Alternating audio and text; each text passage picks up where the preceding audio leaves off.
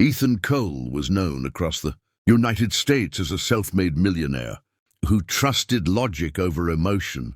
As the CEO of a successful technology company based in San Francisco, he controlled every detail of his life with precision. Every detail except one, his daughter, Lily. Since the tragic car accident 2 years earlier that had taken his wife's life, Ethan believed Lily had been left blind. The doctors had explained it carefully. Lily's eyes were physically unharmed, but the trauma had caused her mind to shut the world out. Functional blindness, they called it. Ethan accepted the diagnosis without argument. He blamed himself for the accident, for driving too fast in the rain, for surviving when his wife hadn't. If blindness was the price his daughter paid, he would spend the rest of his life making hers as safe as possible. The mansion was redesigned for her needs. Sharp corners were removed. Furniture stayed in fixed places, and every step was measured. Lily moved quietly through the house, counting under her breath, her small hand often resting on walls or railings. She was calm, polite, and far too mature for her age. Ethan mistook that calm for strength, never realizing how much fear lived beneath it.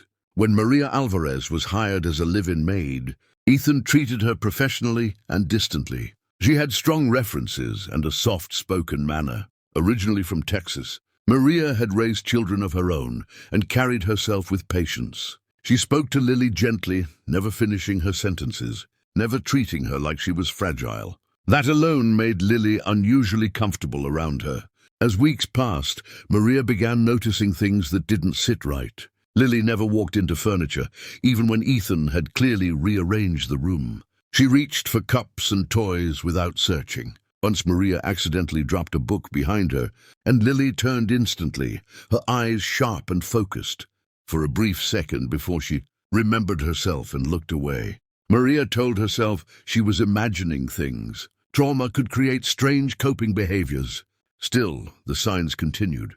Lily avoided eye contact too deliberately. She reacted to sudden movements, not sounds. And sometimes, when she believed she was alone, she stood near the window, facing the light as if she could feel more than warmth. One quiet afternoon, while Ethan was away at work, Maria decided to test her suspicion gently. She placed a bright red apple and a cookie on the table and spoke casually. "Lily, which would you like today?" There was a pause, just a heartbeat too long. "The cookie," Lily answered softly. But her eyes had already given her away.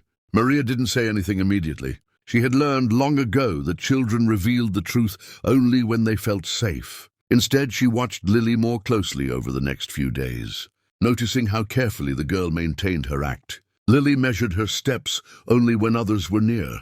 When she thought she was alone, she moved freely, confidently, like any child who could see the world clearly. One evening, while helping Lily put away her toys, Maria spoke in a calm, almost casual tone. She didn't ask questions. She simply said, "Sometimes children pretend because they think it will protect someone they love."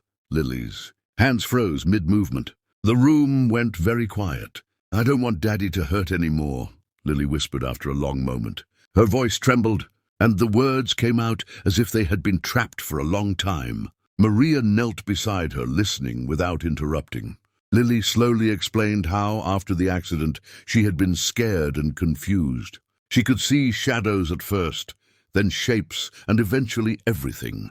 But during a hospital visit, she overheard adults talking in serious voices about trauma, memory, and pain. In her child's mind, Lily connected the pieces the wrong way.